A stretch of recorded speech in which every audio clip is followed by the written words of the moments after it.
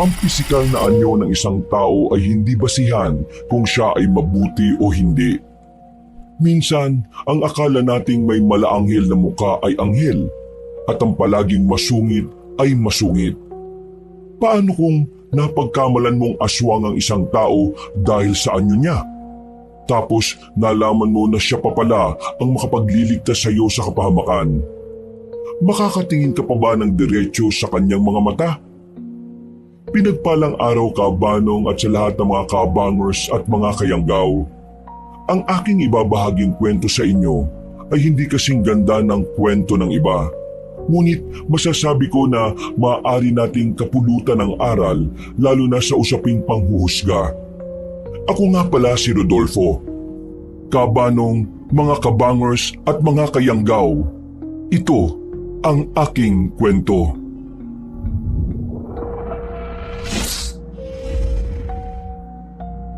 Bago nga pala magsimula ang ating kwento, sana'y mapindot nyo muna ang subscribe button at ang notification bell para lagi kayong nanonotify pag may bago tayong mga kwento. At huwag nyo rin kalilimutan mag-like at comment. Napakalaking tulong po ito sa ating channel para mas makapagatid pa kami sa inyo ng mga magaganda at mga nakakapangilabot na mga kwento. At ngayon, sa ating pagpapatuloy.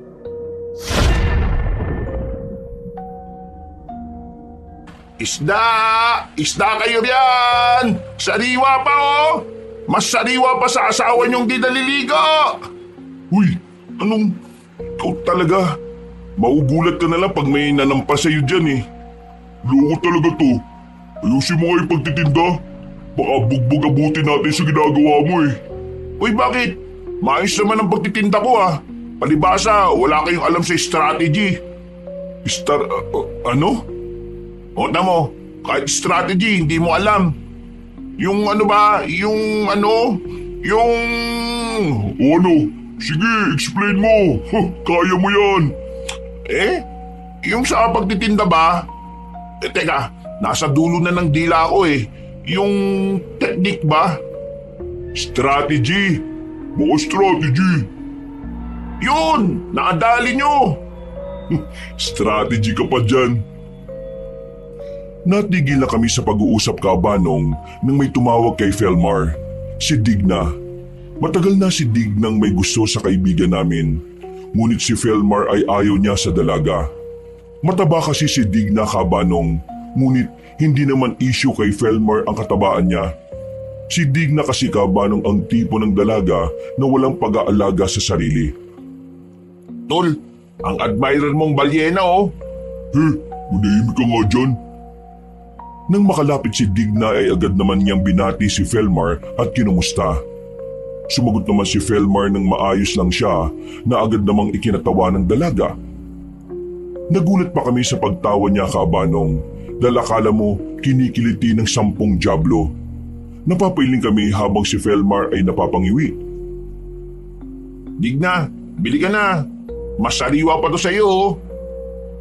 Siniko ko naman si Michael habang si Digna ay masama siyang tiningnan. Sinabihan pa niya si Michael na isang pirma na lang ng mga kalawang ay magkakalusog-lusog na ang katawan nito. Inirapan pa niya kami at sabay tumalikod. Ngunit nagulat kami nang bigla siyang humarap at tinampal-tampal ang kanyang puwet habang nakatingin kay Felmar. Para ako matatawa Kabanong dahil may pakagat-kagat pa siya ng labi niya habang nakindat. At sinabi niya kay Felmar na kung siya ang magiging kasintahan ng kaibigan namin, ay ipapatikim daw niya ang lahat ng nasa kanya. Si Michael naman ay biglang nagsuka-sukahan sa gilid. Ay nako, gusto na Digna. Umuwi ka na't maligo. Itong mukhang libag na to. Diyos ko po, patawad Lord. Umuwi ka na't maligo. Binato kami ni Digna Kabanong. Mainam na lang at nakaiwas kami. Si Michael naman, pumulot ng bato at kunwari ibabato kay Digna dahilan para tumakbo ito. Huwag kang tumakbo, uy! Umuuga mundo! Uy, ikaw talaga. Babae pa rin yun, pre. Babae ba yun? Naku, pre. Pag yun napangasawa mo at nagpulot gata kayo, sakto paglabas mo, nagmamantika ka. tingnan mo naman yun oh. Akala mo pinditong nasunog. Akala mo sebo na naglalakad eh. Gago, kakaganyan mo kay Digna eh. Baka siya pa mapangasawa mo, yari ka talaga. Dali-daling napatakbo si Michael sa puno kabanong at panayang katok doon. Kami naman ni Felmar ay natatawa na lang. Nagpatuloy kami sa paglalakad nang makabalik na si Michael at muli naming pinag-usapan si Digna. Kumbaga asawa na lang din ako ng mataba. Si Stella na. Maganda't mabait pa. Mabuti pa, si Stella masinop sa bahay yun. Napagpasyahan naming tatlo na sa may gilid kami ng palengke pumwesto. Mainam na nga lang at hinayaan lang kami ng mga nagtitinda roon. Mabait naman daw kami at nawawala ang antok nila kapag naroroon kami. Bagay na aming ipinagpapasalamat. Bandang 10:00 ng umaga sa isang gilid ng palengke ay pumwesto kami. May mahabang bangko na may sari-saring klase ng isda, bangus, galunggong, tilapia. May lumang radyo na umaalingaw-ngaw ng tunog ng balita mula sa radyo. Abala kami ni Felmar sa pag-aayos ng isda. Si Michael nakasandal sa likod ng bangko. Hindi pa ganun kaabala, pero may hawak ng isang maliit na galunggong na tila laruan. Ang masaklap pa kabanong ay kinakausap niya ito. Oh, galunggong. Pareho tayo ha. Ikaw, amoy dagat. Ako, amoy pawis. Pero mas gusto ko pa amoy pawis kaysa amoy Digna. Ang baho ng hininga nun eh. Parang bulok na ipon. Natawa ko kabanong kay Michael ngunit napapailing. Hindi ko alam kung ba't mas apektado pa siya sa ginagawa ni Digna kumpara kay Felmar na siyang tipo ni Digna. Uy Michael, tigilan mo na nga si Digna. Kawawa naman yung babae. Wala namang ginagawa sa'yo eh. Oo nga, baka makarma ka niyan pre. Ikaw pa ang magkagusto sa kanya. Ako? Makakagusto kay Digna? Aba, mas gugustuhin ko pang tumalon sa dagat na puno ng pating kaysa makatabi siya. Ang kapal ng makeup, parang clown. Tapos yung buhok, parang pinaghanguan ng pugad ng ibon eh. May kulay pa niyang mukhang libagin. Uy, Michael, grabe ka na talaga ha. Maling-mali yan ha. Narinig mo na ba yung kasabihan? Yung laging inaasar mo, yung pa yung makakataluyan mo? Narinig mo na ba yun? Nanlaki ang mga mata ni Michael na napatingin sa amin. Si Felmar naman ay tumawa na rin sabay tingin kay Michael. Aba, totoo yun. Baka isang araw, makita ka na lang namin nakasunod sa kanya. Bit-bit yung bag niya habang namimili ng ulam. Biglang umayos ng upo si Michael kabanong. Seryosong muka at kunwari nanginginig pa. Kami naman ni Felmar ay natatawa na lang. Naku, wag naman sana Lord. Maawa ka. Hindi ako papayag. Kung kukunin ako ng mga anghel na kamatayan sige na. Pero wag lang talaga si Digna. Ang bigat dalhin Parang sako ng bigas na basa. Tawang-tawa ko kabanong. Basta kalokohan talaga ay numero 1 si Michael sa listahan. Pinaghahampas ko siya ng mahina sa balikat niya na ikinatawa na rin ni Felmar. Naku Michael, ang dami mo sinasabi. Baka mamaya, siya pa ang magpapalaya sa iyo sa pagiging binata mo. At pag nangyari yan, libre mo kaming dalawa ng isang buwang isda ha. Lahat ng klase ha. Nako, hindi mangyayari yan. Pero sige, kung mangyari man, mangangaroling ako sa harap ng bahay ninyo, nakasuot ng pangdigna. Sige ha, tatandaan namin yung tulig ha. Akala mo ha, saksi ang mga isda sa harapan mo ha. Kung di ba sila mabibili hanggang sa araw na sisikapi kong huwag itakda. Nagtawanan kami kabanong habang si Michael ay tawang-tawa na rin sa sinasabi niya. Natigilan kami nang magsimula na kaming magtinda. 5:00 na kabanong nang matapos kami. Pauwi na kaming tatlo at masayang nagkukwentuhan. Napag-usapan pa namin si Mang Berto na isa sa mga nagtitinda sa palengke. Ay, siya nga pala. Anong nangyari kay Mang Berto kanina? Yumuko lang Mukhang di na nakaahon. Seryoso Michael, Ang pula talaga ng mukha ni Mang Berto nang makita ng bumili sa kanya yung naglalaki ang uod sa isda niya. Siyempre, pinagpilitan pa kasing sariwa yung tinda niyang isda eh. May mga uod na. Kaya yun, sinabi ko sa kanya, Mang Berto, huminga pa yata tong uod mo. Mas sariwa pa sa isda mo eh. Loko ka talaga. Pulang-pula tuloy yung matanda eh. Aba, lolokohin niyo yung mga mamimili niya. Paano kung magkasakit? Di siya pa yung mapapahamak, di ba? Grabe ka, Michael. Pero muntik na ako mapaupo sa tawa dun ha. Kaya pala mabilis na ubos yung tinda natin eh. Walang gustong bumili sa kanya. Kawawa naman siya, kaso dapat, di ba magtinda siya ng patas? Lahat naman tayo nagsisikap na mabuhay eh. Sa sobrang pandaraya niya, mapula pa yung mukha niya sa hasang na isda niya eh. Habang patuloy kami sa pagtatawanan, ay nakita kong papalapit sa amin si Aling Morsia. Nakasuot siya ng lumang damit at may bitbit na bayong. Ang mukha niya ay napakasama ng tingin, tila asar na asar sa ingay namin. Napatigil ako kakatawa kabanong at siniko si Michael na noon ay ang ingay ng bunganga kakatawa. Uy, dahan-dahan, ayan si Aling Morsia. May-ari ng lahat ng asim sa buong Pilipinas. Saad ko kay Michael at Felmar, ngunit ang lokong Michael Gabanong ay lumapad ng ngiti na akala mo ay may masamang binabalak. Ayos, test of courage to. Tingnan natin kung hindi pa rin sisimangot yan pag nginitian ko ng bonggang-bongga. Test of courage ka pa. Good luck na lang. Nalampasan na kami ni Aling Morsia Cabanong.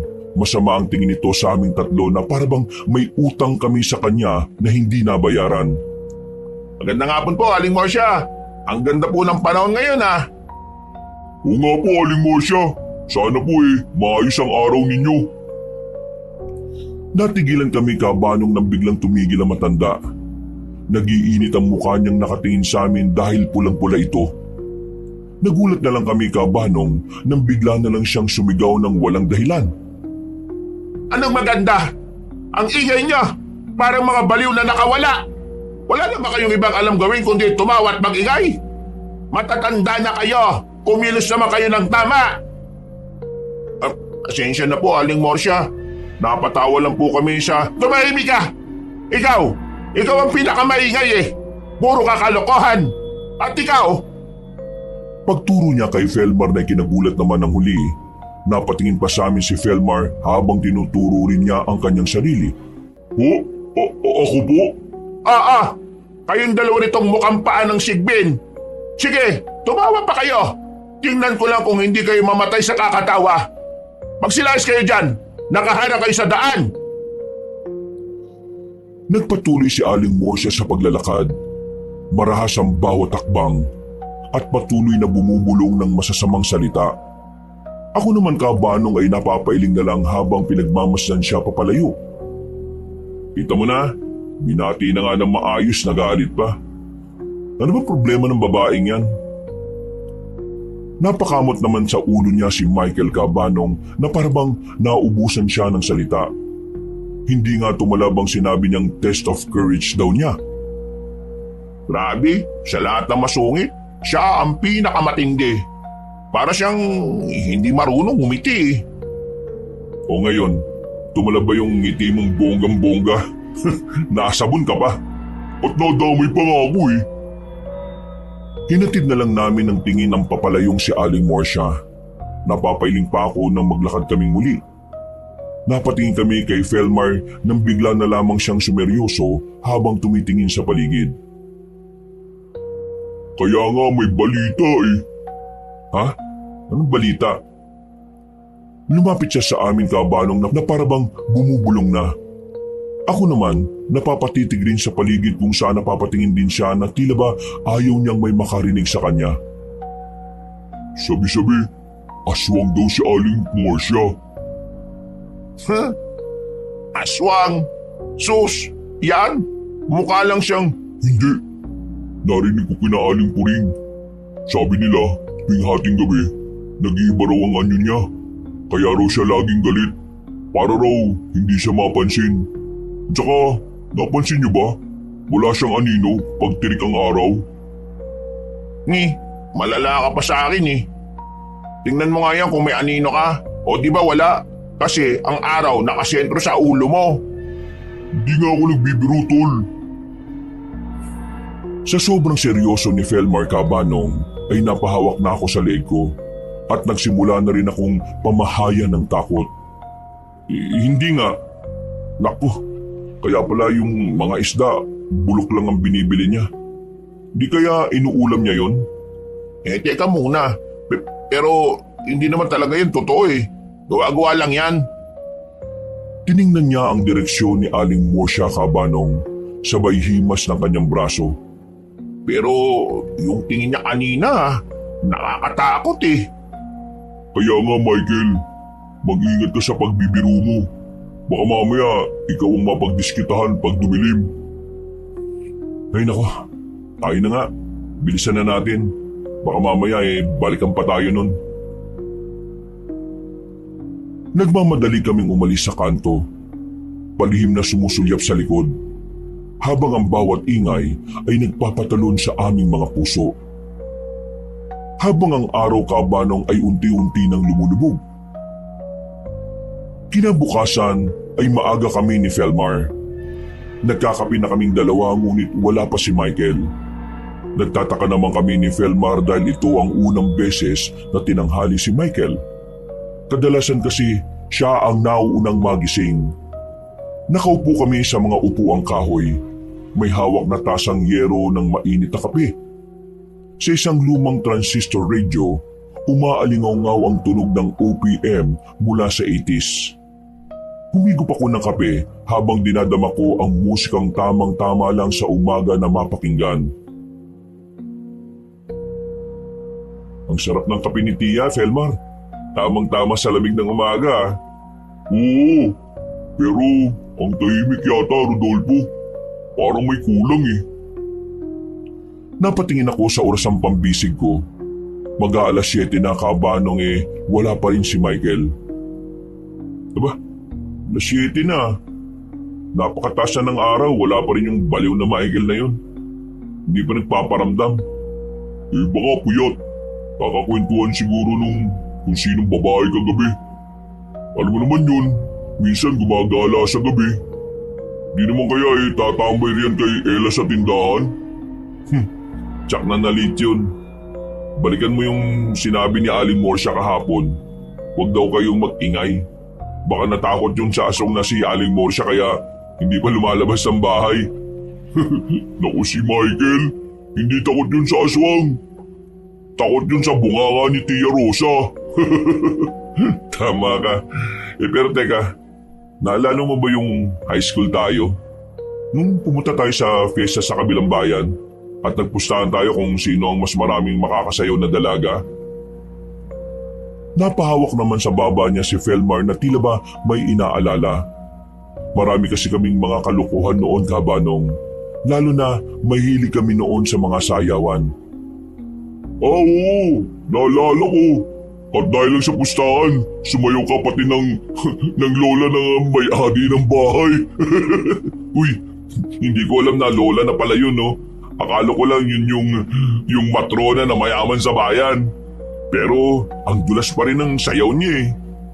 Tapos si Michael, sumayaw siya sa gitna, nagsolo. Akala niya sikat siya eh. At ang mas nakakatawa, nasira na yung pantalon niya sa likod. Ang laki pa ng butas. Kaya pala panay ang talikod niya sa dingding eh. Ayaw humarap sa atin. Tapos pagdating sa bahay, sabi mo, "Uy, Michael, mas malamig pala ang hangin ngayon sa likod mo ah." Buti nga hindi sinama ng sikmura eh. Kabagin pa naman yun. Pero ang bilis talaga ng panahon no. Parang kahapon lang yung nangyari. Naglalaro pa tayo ng trumpot, nagtataguan sa sagingan. Ngayon, nagtitinda na tayo ng isda at pinag-uusapan ng mga utang. Ay nako, iba talaga ang pakiramdam pag nakakaedad na Felnar eh no? Pero masaya pa rin, lalo na't may Michael tayong laging gumagawa ng kalokohan.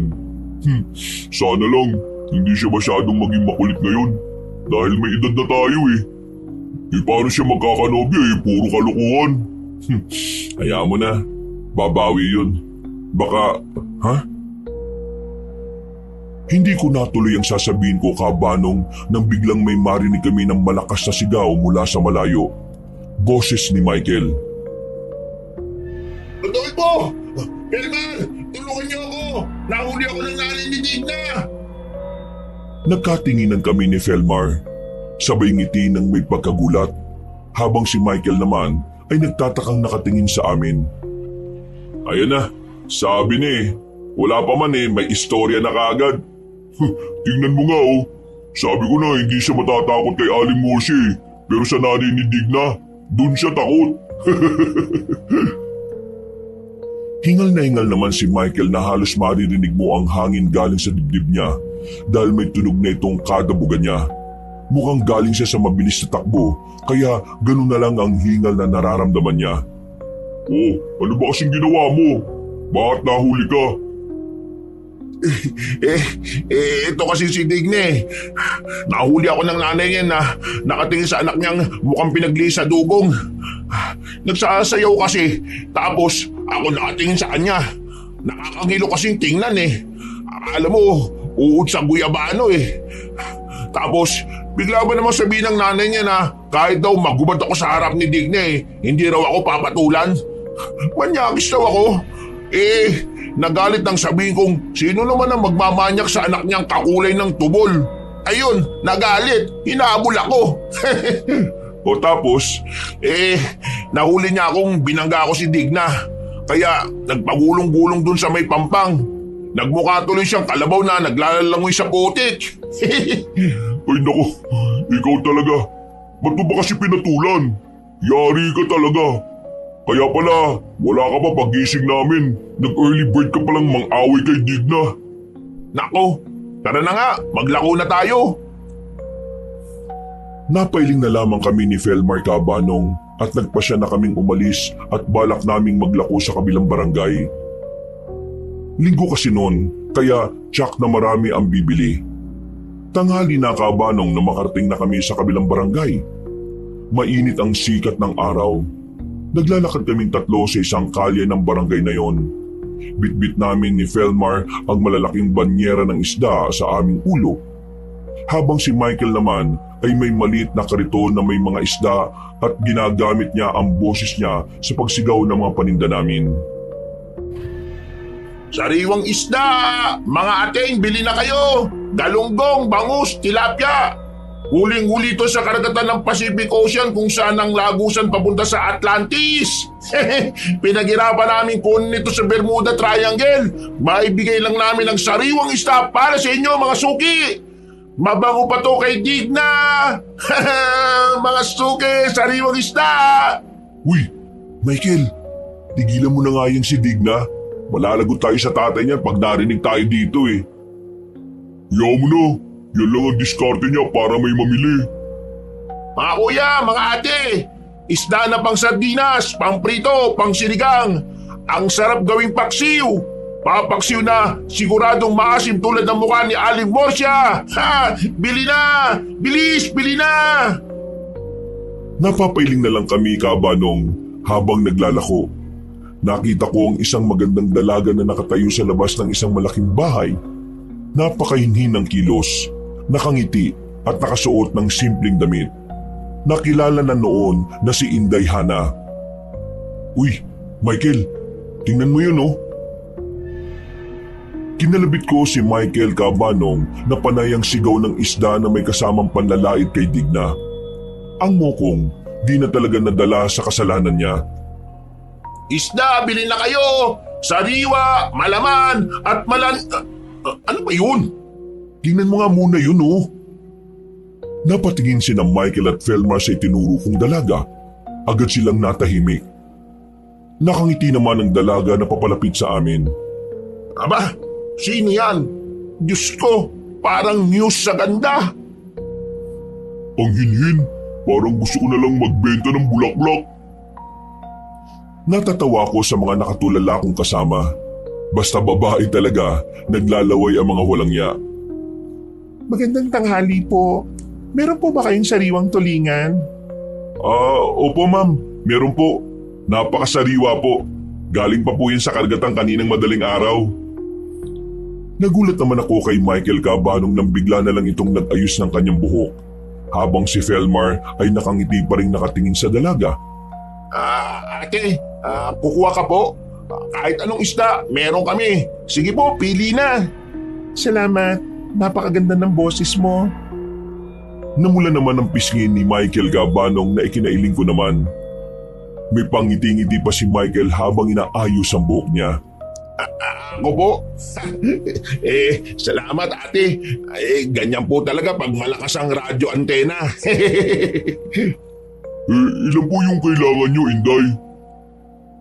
Kukunin ko na po lahat. Lahat po ng isda nyo. Bibilin ko na po para sa feeding program po namin sa bayan. Kung okay lang po sa inyo. Nagkatinginan kami ni na Michael at Felmar. Gulat na gulat at tuwang-tuwa Cabanong. Naisip naming mapapaaga kami ng uwi. Lahat po? Sige po, walang problema. Sobrang bait naman po ninyo. Yes, salamat po Inday. Napakagaling po ninyo. Kaya pala ang ganda-ganda nyo. Sige po, Inday. Ang laki po ng tulong niyo sa amin. Nagbayad ng dalaga Cabanong. Nagpasalamat siya ng napakahinhin at umalis na ang bitbit ang isda. Ang iba namang isda ay kinuha ng kanyang mga tauhan. Kami naman ay halos lumundag sa tuwa. Sa uulitin Inday Hana, 2 kong banyera sa iyo na lang. Kinurot ko siya Cabanong dahilan para mapaaray siya sa sakit. Hinimas-himas pa niya ang kanyang tagiliran na pinaraanan ko ng kurot. Uy, sabi ko ni, baka mas mapunta ka pa kay Digna kaysa dyan eh. Grabe ka naman. Mali mo, di ba? Natatawa naman si Felmar Cabanong habang nag-aayos ng mga pera. Bilis, uwi na tayo. Balikan na lang natin siya bukas. Sige na Michael, buhati mo na tong kariton para tayong nanalo sa loto nito eh. Agad namang binitbit ni Michael ang kariton, ngunit bigla na lamang siyang sumigaw na ikinagulat namin ni Felmar. Rodolfo, Felmar, siya na yata yung babae ng buhay ko. Hindi na ako makakasar kay Digna kasi si Inday Hana, siya na ang aking dalagang bukid. Natawa na lang kami ni Felmar. Umuwi kami na walang laman ng banyera, ngunit punong-puno naman ng bulsa at puno ng pag-asa ang puso ni Michael. Sinabi na lang sa akin ni Felmar na hayaan na lamang si Michael dahil mukhang gaganaan na siyang magtinda bukas. Kinabukasan, habang nagayos kami ng mga ibebenta naming isda, ay dali-daling pumasok si Felmar sa bahay namin. Nagulat naman kami ni Michael dahil hingal na hingal pa siya. Nakahawak siya sa pinto habang tinatapik-tapik ang kanyang dibdib. Uy, tubig gusto mo? Baka kasing nakipagabulan ka sa tigbalang sa hingal mo eh. Nagpunta sa kusina si Michael at pinakuha ng tubig ang hingal na si Felmar. Ako naman, nangungunot ang noong nakatingin sa kanya. Inaya ko pa siyang umupo nang makabalik na si Michael at inabot sa kanya ang tubig. Salamat pre. Oh, ba't nga ba hingal ka? Sino bang humahabol sa'yo? Galing ako sa bayan pre at nabalitaan ko na malapit na ang pista sa Capiz. Namimista ka doon? May kakilala ka ba? Hindi. Maglalako tayo doon ng isda. Sabi ni Edong, malakas daw ang bentahan doon. Hinigal ako. Hindi kaya may aswang doon? Buhay naman si Edong na nakabalik eh. Siyempre hindi tayo magpapagabi. Kahapon daw, naka1,000 si Edong doon. Kinulang pa nga yung isda niya eh. Ha? 1,000? Sa panahon namin noon Cabanong, ang 1,000 ay napakalaking bagay na. Napakahirap kasi kitain ng ganung halaga, ngunit napakalaki na. Kaya naman nainganyo kaming tatlo na makipagsapalaran sa paglalako sa Capiz. Kahit pa nabantog ang lugar na yon, natahanan ng mga anak ng dilim. Nagbaan ba kayo ng bawang? Pagdala kayo ng makasiguro tayo ha? Samahan mo na lang kaya ng sibuyas. Baka mamaya mangingi ka sa akin ha, kapag inaabol ka ng mamaw. Tara na nga, umalis na tayo, kayo talaga oh. Dala ang aming kariton na naglalaman ng mga isda ay masaya kaming naglalakad. Hindi naman kami nahirapan dahil halos magkatabi lang naman ang aming lugar sa Capiz. Noon kasi hindi naman uso ang pagsakay. Lakad lang talaga ang ginagawa ng mga tao kaya malakas ang mga katawan namin noon. Kahit matatanda ay malayo sa sakit. Habang naglalakad kami, nakasalubong namin sa Aling Morsia. Malayo pa lang siya kabanong ay ang nakasimangutan niyang muka ang nakikita namin. Para bang buhat-buhat ni Aling Morsia ang bigat ng mundo sa kanyang balikat. Wala kaming nababalita ang may pamilya si Aling Morsia kabanong dahil palagi lang siyang mag-isa kapag nakikita namin. Diyos ko po, sa dinami-rami ng maaari natin makasalubong, yung pinagtakluban pa ng langit at lupa at impyerno ang nakasalubong natin. Uy, magtigil ka nga. Malakas pa naman ang pandinig niyan. Nang makalapit na si Aling Morsia ay diretso lang ang aming mga mata kabanong. Para kami mga robot na naglalakad dahil naninigas ang aming mga leeg. Napapansin naming masamang nakatitig si Aling Morsia. Halos magpantay na ang ilong at labi niya. Napahinto kami nang bigla na lamang magsalita ang masungit na matanda. Baka manigas ang leg ninyo. May problema ba kayo? Wala po Aling Morsia. Para sabihin ko sa inyo, hindi ako natutuwa sa mga pagmumukha ninyo. Aling Morsia po, mawalang galang na ho sa inyo. Nanlaki ang mga mata namin nang biglang namewang si Michael sa harap ni Aling Morsia. Pinipigilan namin siya pero sinisiko niya kami at talagang desidido siyang harapin na matanda. Sandali nga ho. Bitiwan mo nga ako. Ako nang bahala rito. Ako sapin ko lang si Aling mo. Ha? Natigilan pa siya kabanong ng pagharap niya ay ang halos hindi na maipintang mukha ni Aling Morsia ang bumungad sa kanya. Madilim ang aura nito na talagang nakakatakot tingnan. Napatras bahagya si Michael ngunit tinulak namin siya paharap kay Aling Morsia. Bakit? Ano bang sasabihin mo? Gusto ko lang sabihin po na sa halip na magsungit kayo, bumili na lang kayo ng isda po. Lumayas ka sa harapan ka! Ito na nga ho, alis na kami. Uy, tara na nga. Dali-dali kaming umalis kabanong. Halos walang lingon kaming nagmamadali sa paglalakad. Nang makalayo na kami, ay napahinto kami bahagya at nilingon na matanda. Malayo na ito ngunit panay rin ang lingon nito sa amin. Napatingin kami sa ibang direksyon kabanong, habang si Michael ay kunwari nagpapagpag ng kanyang maong na short. Walang yaka talaga Michael. Mapapahamak tayo dahil sa kalokohan mo eh. Gusto ko nang manawagan kanina sa lahat ng santo sa buong mundo eh. Ba't ba ganun kasungit si Aling Morsia? Dalaga pa siguro yan. Ligawan mo kaya Rodolfo, total, ikaw naman ang pinakagwapo sa ating tatlo eh. Bisit ka talaga. Ikaw na lang kaya, total ikaw nakaisip. Hindi na, mamamatay na lang akong walang asawa. Tara na nga. Nang marating namin ang lugar na aming sadya kabanong, ay halos malula kami sa dami ng tao. Napakaingay ng paligid at may iba-ibang paninda ang nakalatag sa gilid ng kalye. Nagkatinginan pa kami ni Felmar at Michael. Saka naghanap kami ng pwede naming pwestuhan. Felmar, tingnan mo oh, ang daming tao. Siguro dito na natin naubusin ang mga isda. Sana nga Rodolfo, siguraduhin natin maubos ang paninda natin. Pero teka, tama ka, punong-puno ng tao, fiesta nga. Malapis na nga yata tol. Sigurado kong masarap magluto rito mga tao. Inihanda na ni Michael ang mga banyera. Maging ang panukat ay inihanda na rin niya. Kami naman ni Felmar ay tahimik lang na nakamasid sa paligid. Uy Michael, binabalaan kita ha. Huwag ka masyadong agresibo. Hinaan mo lang ang boses mo, baka masita tayo ng tanod dito. Oo nga Michael, kahit mahina lang basta kumita tayo, ayos na. At iwas sa kalokohan ha. Magbenta ka na Michael, sige na. Tumingala si Michael, huminga ng malalim. Tiningnan ng isang grupo ng mga babae na abala sa pagtatahi ng kurtina sa labas ng bahay. Ang buong paligid ay may ingay ng trabaho at buhay. Maya-maya'y inilagay niya ang kamay sa bibig at sumigaw siya ng buong lakas at galing. Ang boses niya ay tumagos sa ingay ng baryo na maging kami ay nagulat. Isda! Galunggong! Galunggong kayo dyan! Mura na, sariwa pa! Kahuhuli lang sa karagatan! Lapu-lapu, tuna, pangsinigang, pamprito, pangkilawin isda! Sa isang iglap, Kabanong, ay tumahimik ang buong baryo. Ang ingay ng martilyo, ang boses ng mga nagkukwentuhan, ang pagtahol ng aso. Lahat tumigil.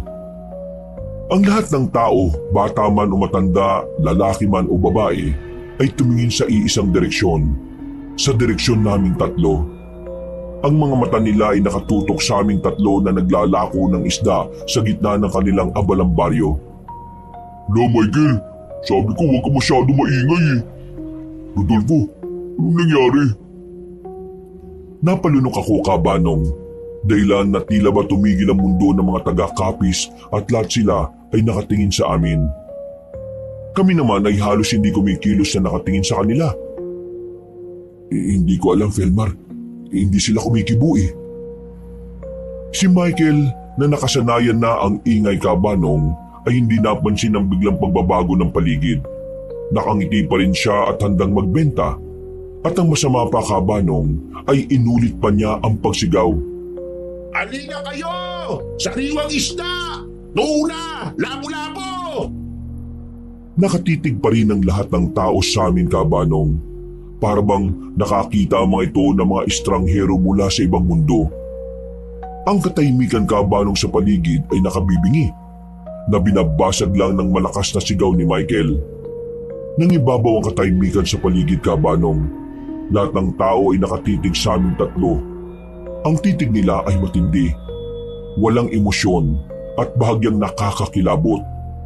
Nakaunat pa rin ang kamay ni Michael na sumisigaw ulit. Siniko ko na siya ng malakas. Hindi ko alam kung hirap bang makiramdam si Michael o manhid talaga. "Uy, Michael!" Napahinto siya, Kabanong, at napakunot ang noo sa sakit. Tumingin siya sa akin na pinagdilatan ko naman ng mga mata. Aray! Ano ba, Rodolfo? Nagtitinda ako eh. Ha? Naputo lang sasabihin niya, Kabanong. Doon lang niya napansin ang katahimikan at ang maraming mga mata na nakatutok sa amin. Ang ingay ng baryo ay wala na. Ang dating masiglang paligid ay nagmistulang larawan na lang. Bakit tumahimik? Yan nga sinasabi ko sa iyo. Tingnan mo sila, Michael. Parang hindi sila naaliw sa isda mo. Parang gusto nila tayong kainin eh. Kabanong, ang tingin ng mga tao sa amin ay nanatiling seryoso. May isang matandang lalaki sa malayo na nagngingipin. Tila galit. "Umalis na tayo, Michael. Walang magandang mangyayari dito. Baka napasok tayo sa teritoryo ng mga taga rito.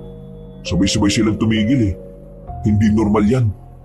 "Tama si Rodolfo. Umalis na tayo. Ibenta na lang natin to sa susunod na bayan. Bilis!" Hinilan ni Felmar ang braso ni Michael, Kabanong. Ngunit nagpumiglas si Michael.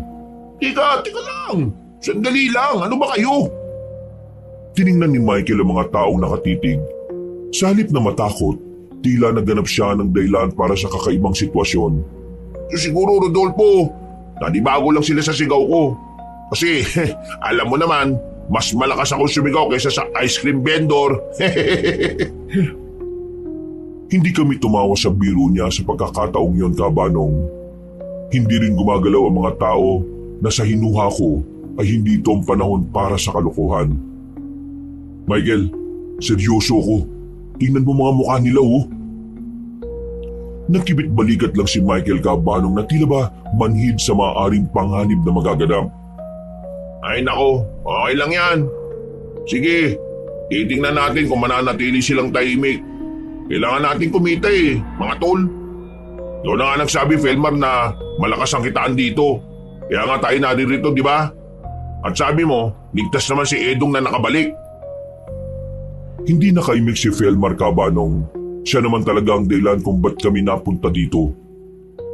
Humarap ulit si Michael sa mga tao. Tila walang nakita o naramdamang kakaiba.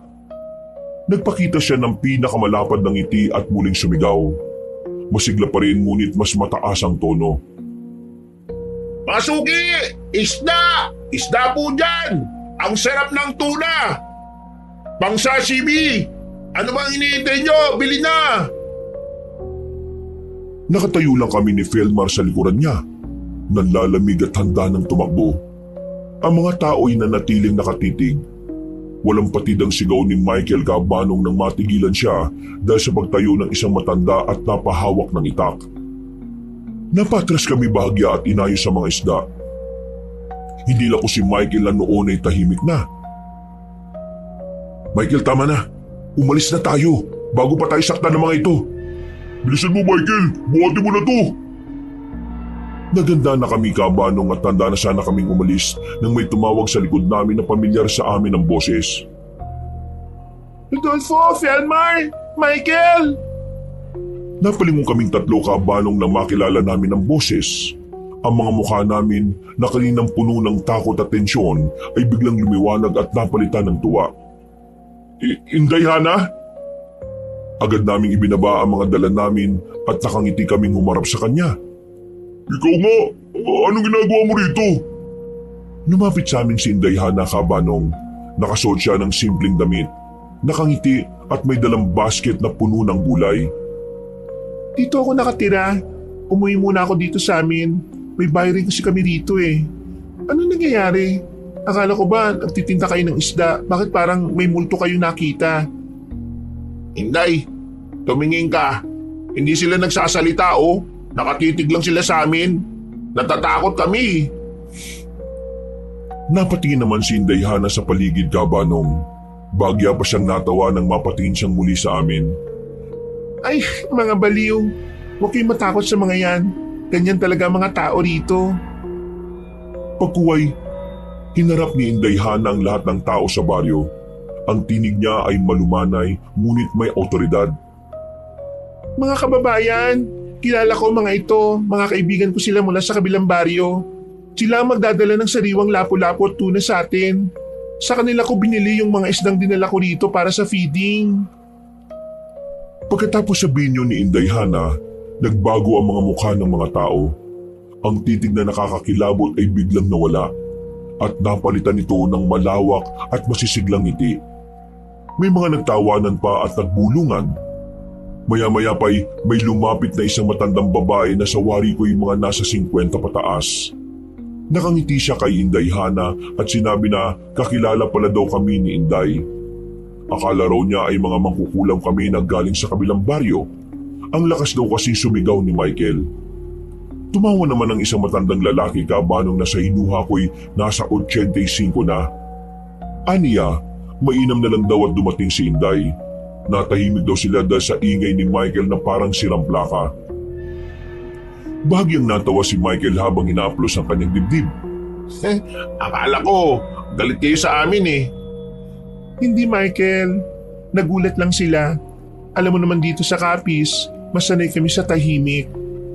Ngayon mga suki, bumili na kayo lapu-lapu, pang sinigang. Biglang nagbalik sa normal ang baryo. Naglabasan ng mga tao. Dala ang kanilang timba.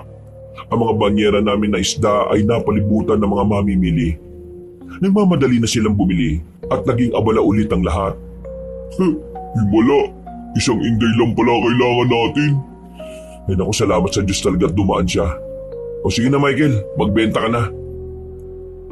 Masiglang sumigaw ulit si Michael, Cabanong, ngunit hindi na kasing lakas ng kanina.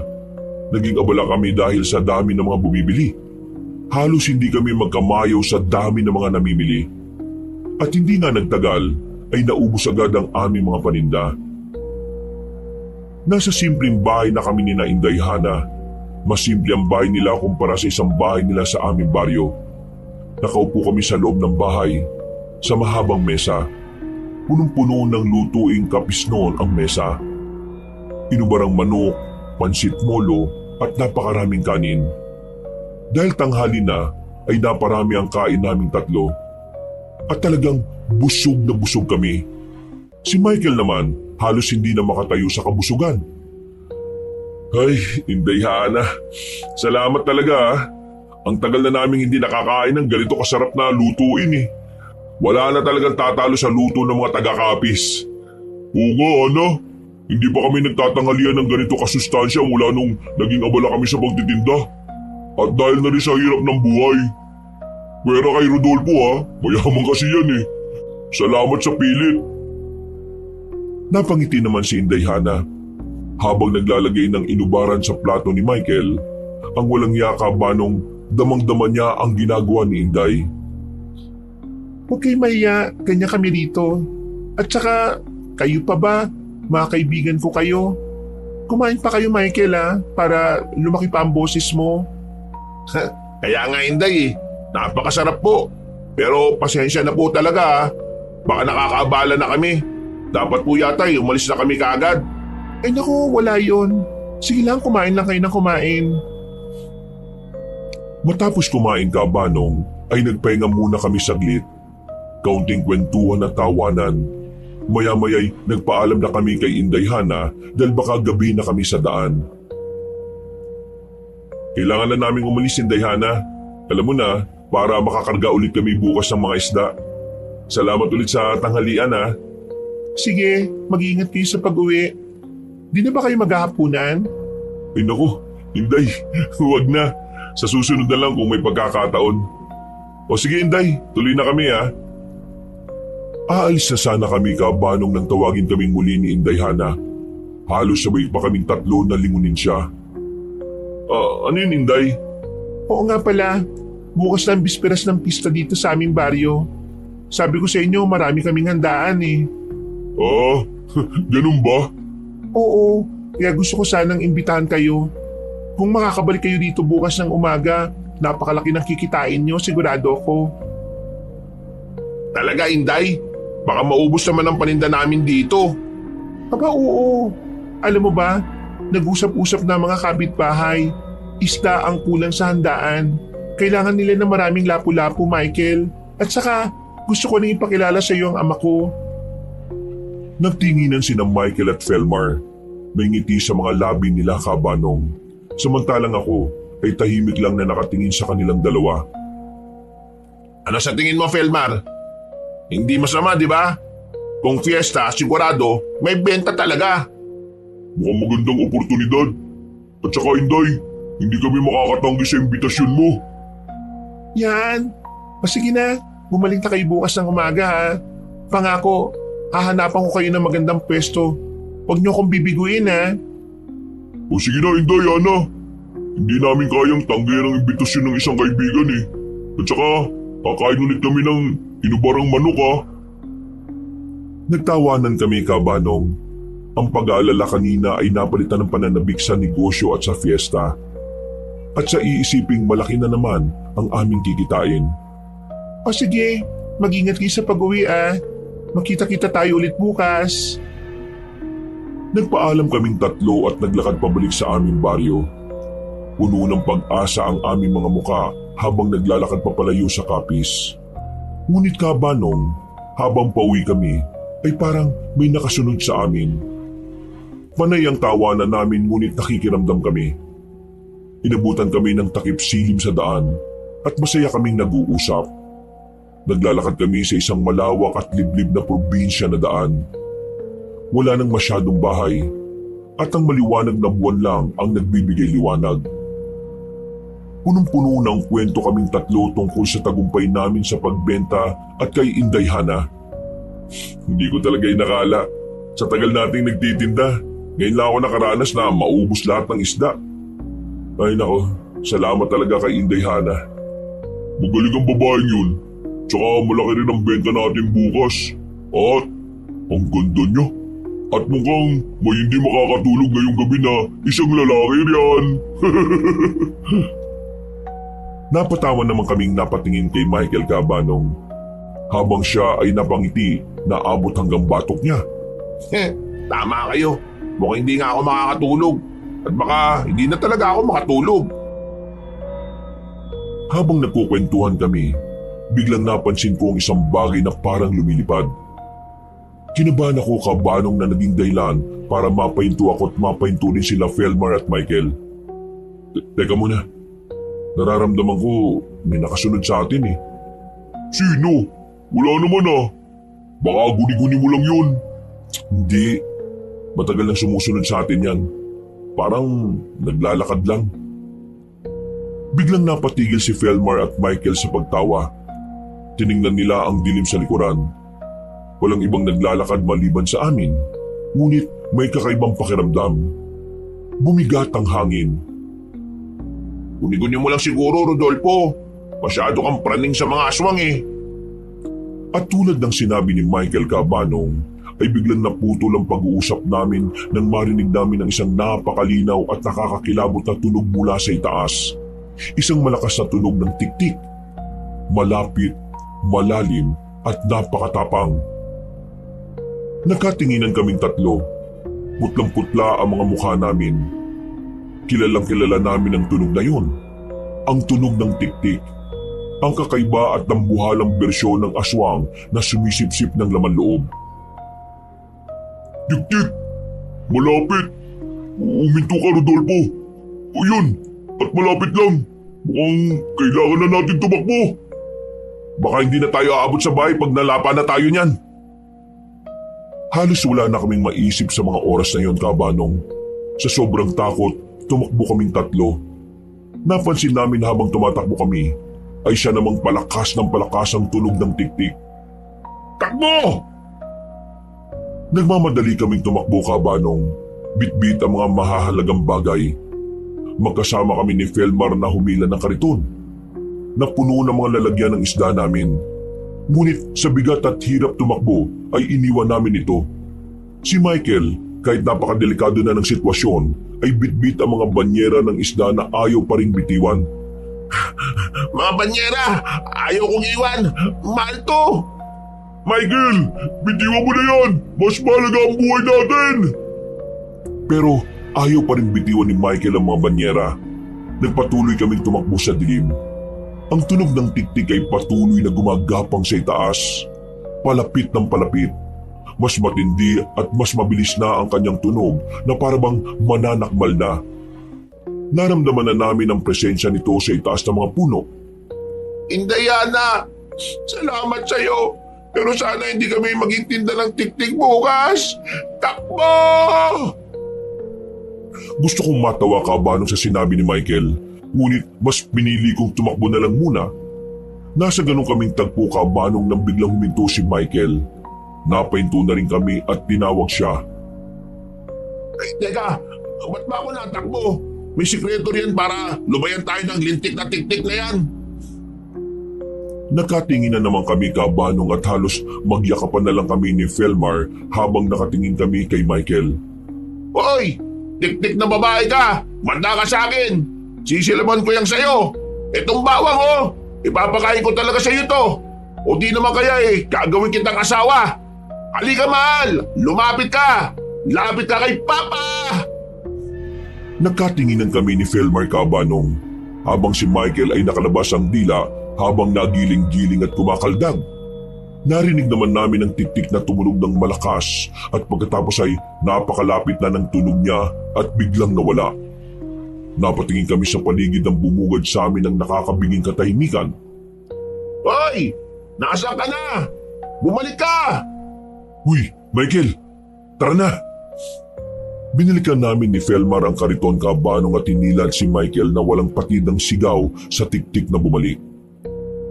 Kinabukasan ay maaga ulit kaming naghanda ng aming paninda.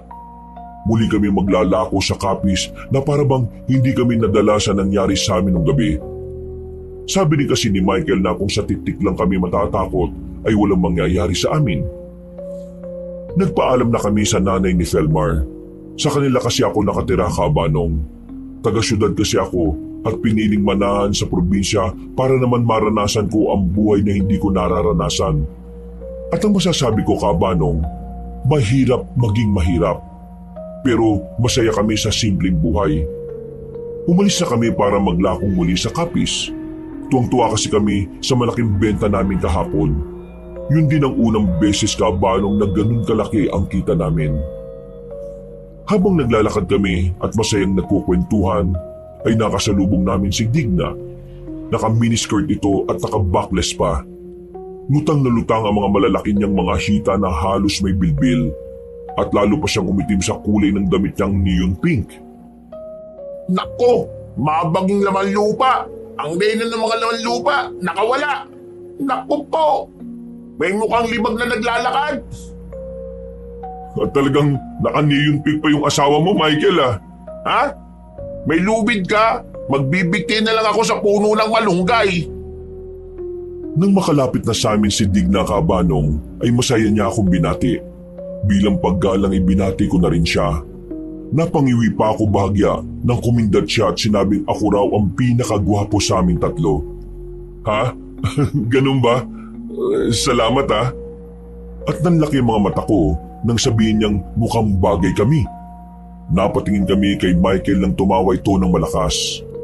Kumuha pa siya ng isdang hito at hinarap kay Digna. Mukhang ang taas naman ang pangarap mo. Medyo hawig mo to. Noon si Felmar ang tipo mo. Ngayon naman si Rodolfo. Siniko naman siya ni Felmar. Napatingin naman sa kanya si Digna at sinabing si Michael ay mukhang isdang hindi nadiligan. Natawa naman si Michael at sinabing kesa naman tulad kay Digna na mukhang libagin. Sinabi naman ni Digna na kapag siya gumanda ay wag na wag siyang liligawan ni Michael saka umalis. Naku, ipapaputol ko na lang lahat ng daliri ko kung gaganda ka, Digna. Pag si Digna talaga gumanda, Michael, nako, putol lahat ng daliri mo. Sus, malabo pa sa hamog yun. Matao ang plaza ng barangay nang makarating kami sa Capiz, Kabanong. Naghahanda ang lahat. May mga nakasabit na banderitas at naririnig ang malakas na tugtog ng sound system na nagpapatugtog ng OPM noong dekada 80. May mga nagluluto, nag-aayos ng entablado at nagbebenta ng iba't ibang kakanin. O ayan na, Capiz na, Michael. Ihanda mo na ang timbangan. Felmar, siguraduhin mong hindi natin ma-overprice ang bangus ha. Mukhang ang galing mong pumili ng pwesto ha. At sana malaki ang kikitain natin dito para masaya buhay. Eh di ba si Inday Hana naganap nitong pwesto? Ay, oo nga pala no. Sana lang walang kalaban at sana hindi tayo masyadong mainitan. Hula ko narito rin sila Edong eh. Kaya kanya-kanyang diskarte lang tayo. O sige tara na, bago pa dumami ang tao. Agad namang inayos naming tatlo ang aming mga banyera. Nang makapwesto na'y agad na sumigaw si Michael ngunit hindi na ganun kalakas tulad ng dati. Bili na ng mga suki. Taggis lang ang kilo. Maganda na mga isda. Kasing ganda ng misis nyo. Hindi nagtagal Kabanong ay dumami na ang tao sa paligid namin para bumili ng isda. Marami-rami na rin ang bumibili. At naging abala kami ngunit walang mapagsidlan ng galak namin. Muli kaming natuwa Kabanong nang maaga pa lang ay naubos na ang mga paninda namin. Habang nag-aayos ng mga banyera ay nakita namin ang papalapit na si Inday Hana. Rodolfo, Michael, Felmar, kayo pala. Hindi ko kagad kayo nakilala ah. Naparap kaming tatlo sa nakangiting si Inday Hana. Agad namang inayos ng dalawa kong kasama ang kanilang mga sarili. Si Michael nagbaon pa pala ng pumada at dali-daling nilagyan ng buhok at ang kanyang kilay. Saka humarap kay Inday Hana na baon ang matamis ng ngiti. Inday Hana, salamat sa Diyos at nakita ka namin ulit. Napatikim naman si Michael habang nakangiting aso. Hindi maipaliwanag ang saya na nararamdaman nito. Mukhang malakas talaga ang tama niya kay Inday Hana. Nagkatinginan na lang kami ni Felmar na parang matatawa. Ang ganda mo pa rin, Hana. Kumusta ka, Inday? Mabuti naman. Kayo, napakalaking tulong niyo sa amin nung huling bagsak presyo ng isda. Kaya masaya mga kanayon ko eh. Sariwa pa raw mga isda ninyo. Kayo ang dapat namin pasalamatan, Inday. Kayo ang nagbigay sa amin ng tsak na lugar sa tamang araw na ito. Kung hindi dahil sa inyo, sigurado akong sa dulo lang kami nakapwesto. Oo nga, ang ganda ng pwesto namin. Malapit sa bungad ng plaza. Maliit na bagay, Rodolfo. Pero alam kong malaking bagay ang kita niyo ngayon. Nakangiti si Inday habang kaming tatlo naman ay napapangiti na rin. Ngunit maya-maya biglang naging seryoso ang kanyang muka. Pero narito pala ako para ayain kayong mananghalian muna sa bahay. Nandito na rin lang kayo. At nasasabik na si Ama na makilala kayo. Naroroon din ang mga kapatid ko. Nagkatinginan kaming tatlo. May bahagi sa puso ko, Kabanong, na parang may mangyayari sa amin na hindi ko maipaliwanag. Pero Inday, hindi ba nakakaya sa pamilya mo? Huwag kayong mag-alala. Mabait ang mga magulang ko at kapatid. Sige na. Masama raw na tanggihan ang inaalok na grasya. Alam kong hinahanap na kayo ni Papa. Ano? Nakakaya naman kapag tumanggi tayo. Mukhang mabait naman ang ama ni Inday eh. Sige na, Rodolfo. Baka may natitira pang lechon dun. Tiningnan ko ang mga mata ni Inday Hana, Kabanong, na puno ng sinseridad. Napabuntong hininga ako sa kangumiti. Sige na nga, hindi namin kayang tanggihan ang imbitasyon ng isang ama. Salamat, Inday Hana. Walang anuman. Tara na. Sumunod kami ni na Michael at Felmar kay Inday Hana. Iniwan na lang muna namin ang aming mga kariton sa gitna ng Abalang Plaza. Sinabi kasi ni Inday na wala namang kukuha sa mga yon. Pagdating namin sa bahay nila Inday Hana, Kabanong, ay sumalubong sa amin ang kanyang mga nakangiting pamilya. Medyo nagulat pa kami sa paraan ng kanilang pagngiti sa amin, lalo na ang kanyang mga magulang. Agad naman kaming pinakilala ni Inday Hana sa kanyang pamilya. Rodolfo, Michael at Felmar. Siya ang aking ama na si Baste at ang aking ina na si Thelma. Sila naman ang aking mga kapatid. Ama, sila ho yung kaibigan ko na sinasabi ko sa inyo. Ay, ganun ba? Mga Ginoo, tuloy kayo. Sa aking mababang loob na tahanan. Magandang hapon po, Mang Baste. Salamat po sa imbitasyon. Rodolfo, tingnan mo yung mga ngiti nila oh. Oo nga, parang hindi natural. Ang ngiti ng pamilya ay malawak. Halos umabot sa tenga nila, Kabanong. Tila ba nanatili sa kanilang mukha ang mga ngiting yon ng matagal na nagbibigay ng kakaibang pakiramdam sa amin. Papa, sila po yung mga mangingisda na nagbibenta ng pinakamasarap at sariwa na isda sa buong Capiz kahapon. At sa kanila rin ako nakabili ng islang dinala ko rito ng mga sariwa. Alam ko. Sikat na sikat ang isda ninyo. Kami sa Capiz, hindi na kami bumibili ng isda sa iba. Simula nung matikman namin ang isda ninyo na dala ni Hana. Naku, salamat po, Mang Baste. Kayo ay mga bayani namin dito. Kaya dapat lang na makapagtanghalian kayo. Bayani? Mukha namang tinalo natin ng mga antingero sa bagay na yan. Uy, manahimik ka nga. Hinarap ni Mang Baste ang kanyang pamilya, ngunit ang tingin ng kanyang pamilya ay nakatuon sa amin. Dalma, aking asawa, ihain mo sa kanila ang pinakamasarap na pagkain ng mga taga-Capiz. Lahat ng pamilya ni Inday Hana ay sabay-sabay na tumango at ngumiti ng mas malawak. Nagdulot ito ng matinding pagkailang sa aming tatlo. Salamat po. Hindi ako komportable sa mga ngiti nila, Pelmar. Ano bang problema ng mga tao rito? Parang hindi sila kumukurap. Kalma ka lang, Michael ah. Baka sadyang masaya lang sila. Huwag na tayo magkasaya ng oras. Sige na mga kaibigan, sa pagkainan na. Naganda kami ng lapas batchoy at kinilaw para sa inyo. Iginiya kami ni Inday Hana patungo sa kusina, kung saan makikita ang isang napakalaking mesang puno ng pagkain. Nagkatinginan pa kami nila Felmar dahil nakakatakam na ang mga pagkain. Mga iha, sige na, maupo na kayo. Salamat po. Halos sabay kaming naupo nila Felmar at Michael, Kabanong. Nakangiti naman ang ina ni Inday Hana at sinabing huwag kaming mahihiya. Isipin raw namin na sa amin din ang bahay na yon. Napakasarap po ng kinilaw nyo, Mang Baste. Walang kupas. Huli ako nakatikim nito bata pa ako.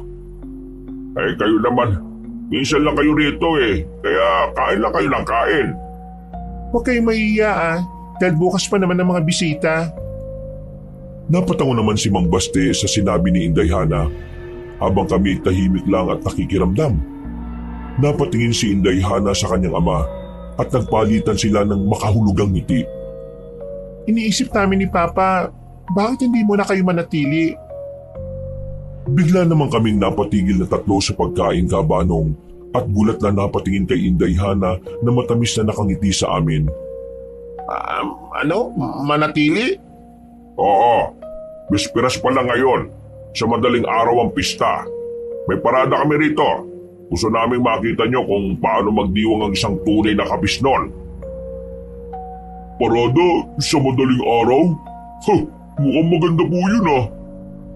Napakaganda po ng alok ninyo, Mang Basti. Talagang gusto po namin pero... Napatingin ako sa dalawa kong kasama at muling napatingin sa mag-anak na seryosong nakatingin sa amin. Ang weirdo nila, Kabanong. May bahagi ng pagkatao ko na nangingilabot sa kanilang reaksyon. Wala po kasi kaming damit na dali. Napamalit. At may trabaho pa kaming kailangan balikan bukas. Kaya plano namin bumalik na kinabukasan sa mismong araw ng pista para makapagbenta ulit ng isda. Kahit 1 o 2 araw lang, Rodolfo. Huwag niyo nang problemahin yung damit. Marami akong luma at bago pang damit na hindi ko na nagagamit. O di kaya hindi ko pa nasusuot. Magkasinlaki lang naman tayo ng katawan, Rodolfo. Maaari niyong hiramin ang kahit na anong gusto niyo. Nagkatingin ng kaming tatlo, Kabanong, na parang humihingi kami ng saklolong sagot sa isa't isa. Lalo na kayo, Michael, Feldman. Sige na, dito na kayo magpalipas ng gabi. Bawal tumanggi kapag pista. Napaka mapagbigay niyo, Mang Basti, pero... Sige na po, Rodolfo. Huwag niyo na kaming pahindian.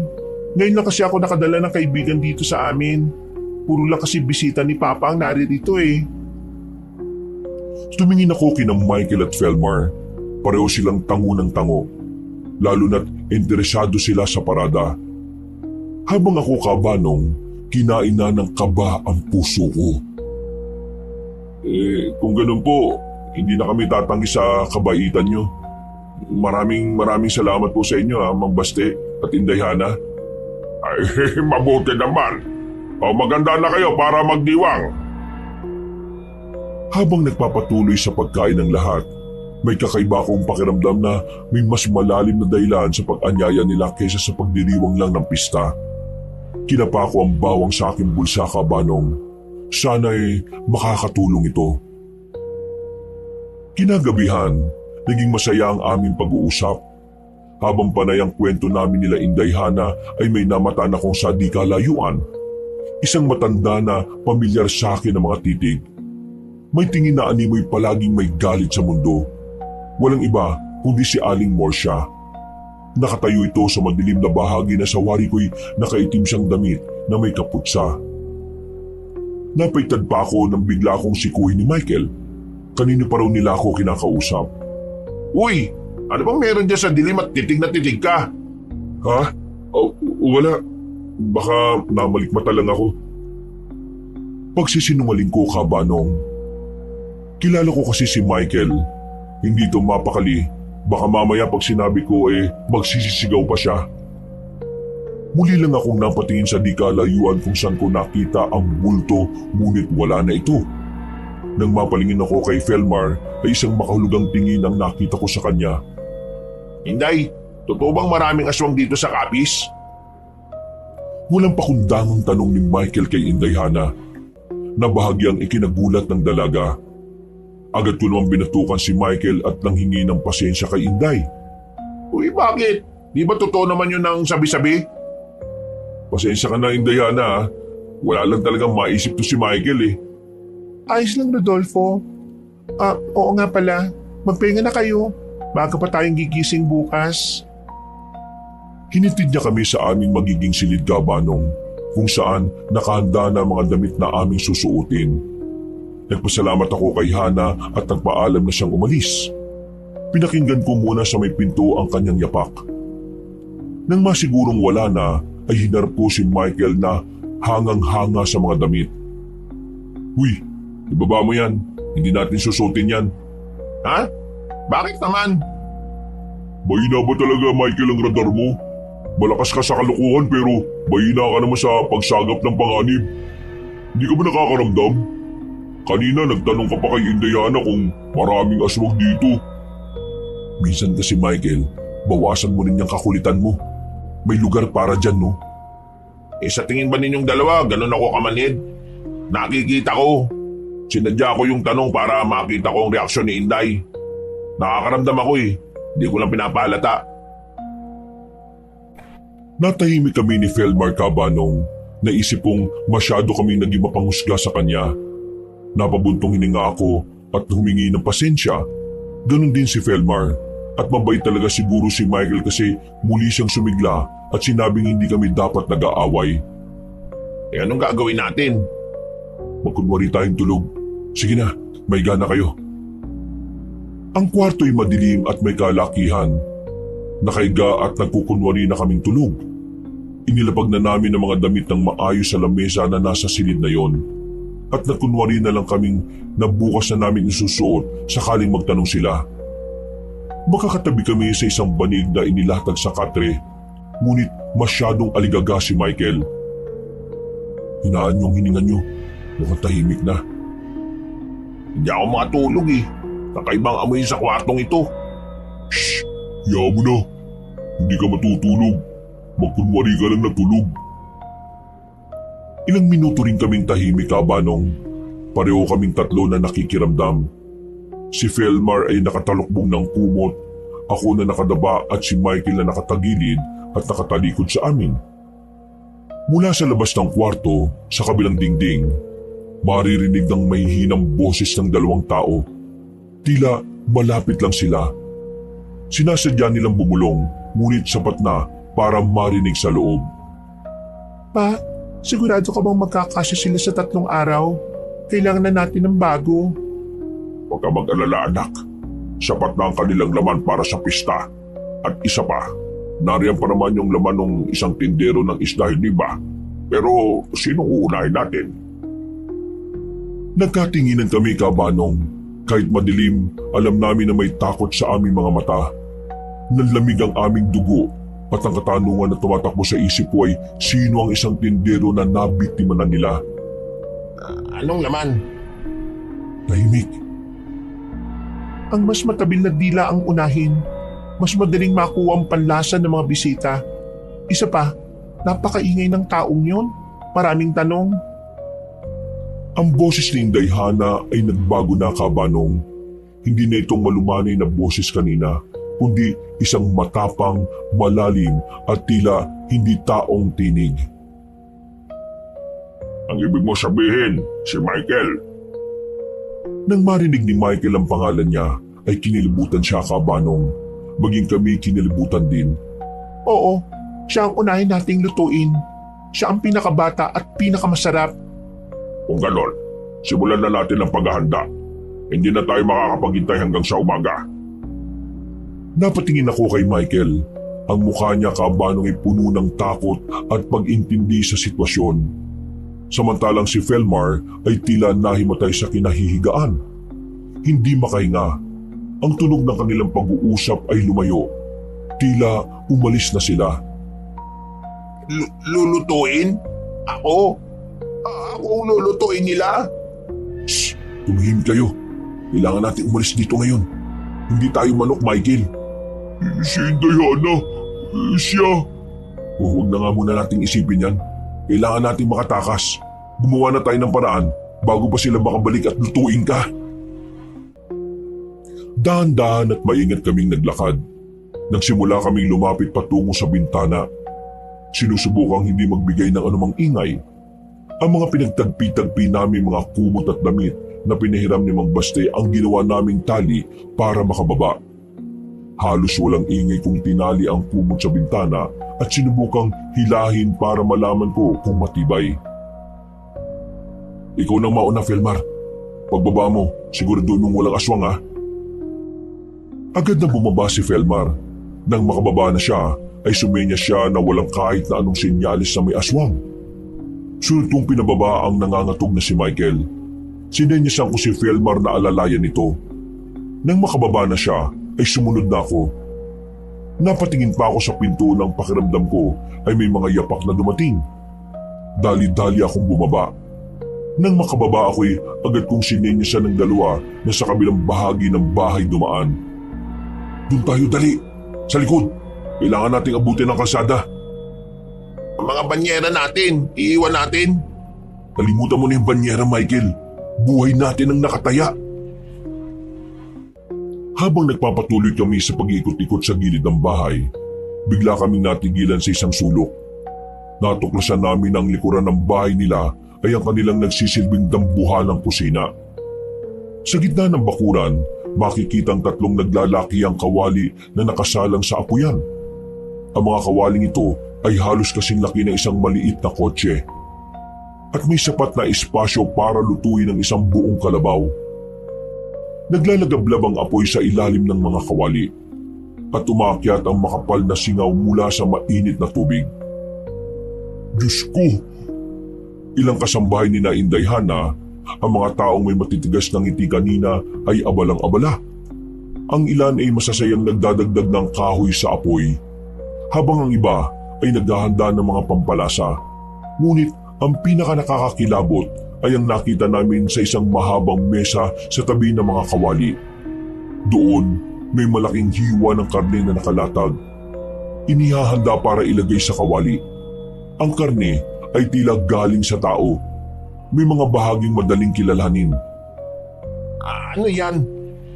Tingnan niyo yung forma ng binti, ng braso. Habang tinitingnan namin ang mga karne kabanong, napansin namin ang isang bahagi ng karne na tila may bakas ng pamilyar na damit. Tila hihimatayin naman si Felmar at pinigilan niya ang kanyang sariling sumigaw. Ang damit! Hindi ba yan ang damit ni... Biglang may kasambahay na lumapit sa mesa at binuhat ang isang bahagi ng karne. Sa bahaging yon, may nakita kaming pamilyar na bulto ng isang pamilyar na tao. Bigla akong napahawak sa lupa kabanong nang mapagsino ang taong yon. Si Endong. Si Endong. Kaya pala ilang araw na siyang hinahanap. Hindi na raw umuwi. Tunay nga mga aswang sila. Tara na, hindi na tayo magtatagal dito. Kung ano man ang ginagawa nila kay... Kung ano man ang ginawa nila kay Edong, yun din ang gagawin... Kung ano man ang ginawa nila kay Edong, yun din ang gagawin nila sa atin. Michael, Felmar, tumakbo na tayo. Ngayon na! Ngunit habang aalis na sana kami, isang aninong gumalaw sa likod ng mga kawali. Si Mang Baste, na ngayon ay may matalim na kuko at nanlilisik na mga mata. Nakangiti sa amin ng mas malapad pa kaysa kaninang umaga ng ngiti niya. Saan kayo pupunta mga ginoo? Hindi pa nagsisimula ang pista? Doon na kami nagsimulang sumigaw kabanong. Muntik pang mahiwalay si Michael sa amin sa pagtakbo. Mainam na lamang ay nahila ko siya. Doon na nagsimulang magambala ang iba pang mga aswang na nasa paligid. Takbo! Bilis! Walang lilingon! Napasigaw pa kami kabanong na may biglang tumalon na aswang sa harapan namin. Nakanganga ito nang biglang lagyan ni Michael ng dalawang bawang na dinikdik niya ang bibig ng aswang dahilan para magsisigaw ito. Yawa ka! Ginulat mo akong demonyo ka! Wisit ka! Magdusa ka sa bawang ngayon! Michael, tara na! Takbo! Huwag kayong lilingon! Aswang! Aswang!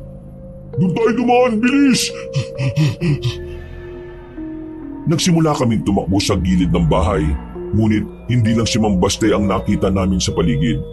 Maging sa dilim ng barangay ay nagsisimula ng magkalat ang mga anino. Ang ilang kasambahay na abala sa pagluluto kanina ay nagbago na rin ang anyo. Nag-iiba ang anyo. Humahaba ang mga kuko at kumikislap ang mga mata sa dilim. Tila buong barangay ang nagtatago ng sikreto. Hindi kayo makakalis! Kayong tatlong pinakamasarap na handa para sa pista!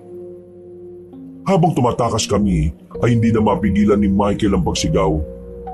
Tulong! May aswang! Kakatayin nila kami! Huy! Tumimik ka, Michael! Huwag kang sumigaw! Patuloy kami sa pagtakbo kabanong. Pagliko namin sa gilid ng bahay patungo sa harapang kalsada, bigla kaming napahinto dahil nakasalubong namin si Inday Hana. Hindi na siya ang Inday Hana na nakilala namin. Ang dating malambing at magandang babae ay nag-iba. Ang kanyang mga matay nanlilisik at nag-iiba ng kulay. Ang kanyang ngiti kabanong ay nakakatakot na. Halos umaabot sa gilid ng kanyang muka. Ang magandang ngiti na nakita namin kanina, ngayon ay puno na ng kasamaan at matatalim ng ngipin na naglalabasan. Ang kanyang tindig ay matapang at hindi na mahinhin. May anyo na siyang parang halimaw na